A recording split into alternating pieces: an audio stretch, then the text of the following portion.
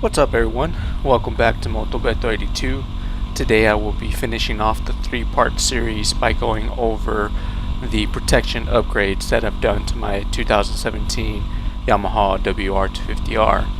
If you haven't already, check out part 1, performance upgrades, and part 2, electronic upgrades. I put a link in the description below if you want to check those out. If you plan on doing any off-road riding, it's probably a good idea to protect your bike by adding some aftermarket protection upgrades. The more technical the terrain, the higher the chances that you will probably bang up your bike. Even if you just ride on the road, making some of these upgrades is probably still a pretty good idea.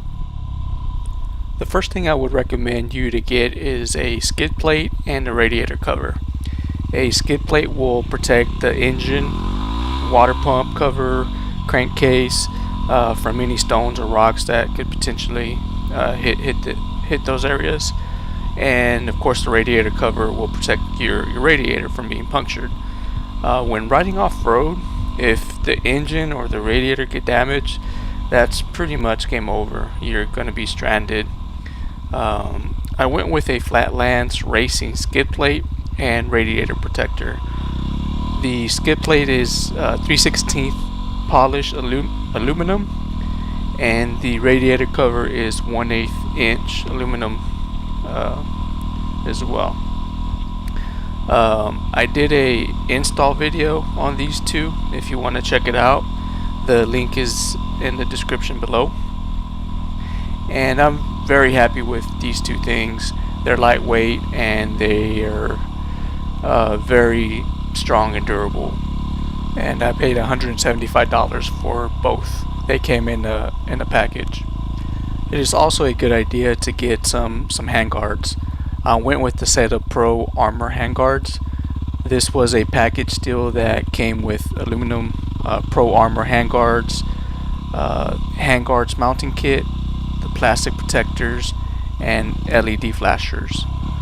The handguard is made out of A7009 T6 aluminum, and it includes durable plastic bumpers and durable bar ends inserts.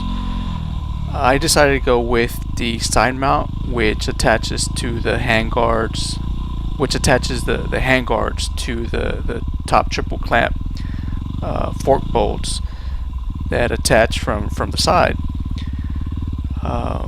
Which is sturdier in my opinion than attaching it to the handlebar again.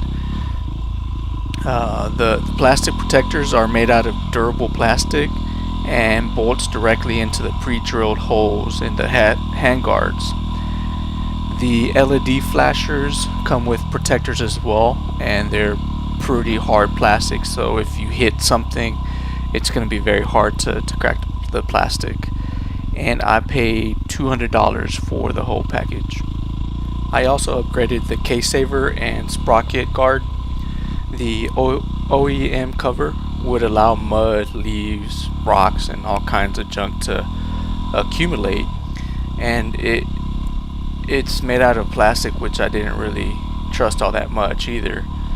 So I upgraded to the Sandman parts case saver and sprocket guard kit.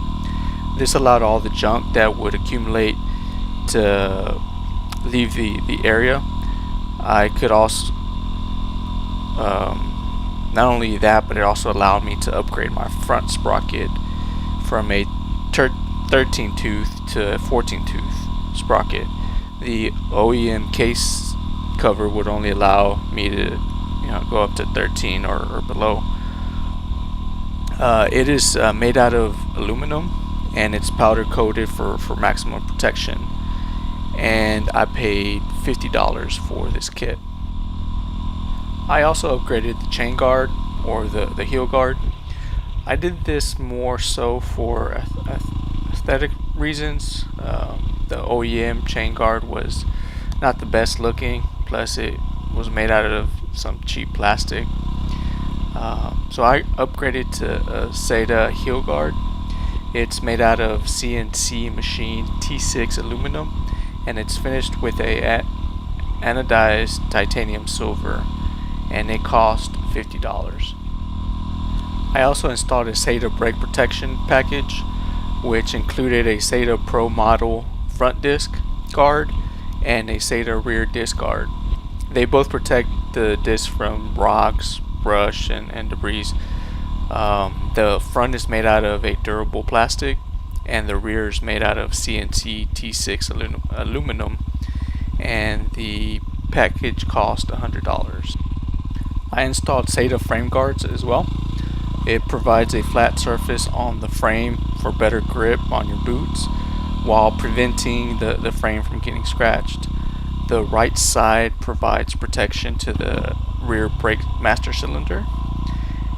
They are made out of 5000 grade aluminum, and I paid $60 for both. I installed Warp 9 front and rear axle sliders as well. They both have replaceable spools that are machined from UHM WPE.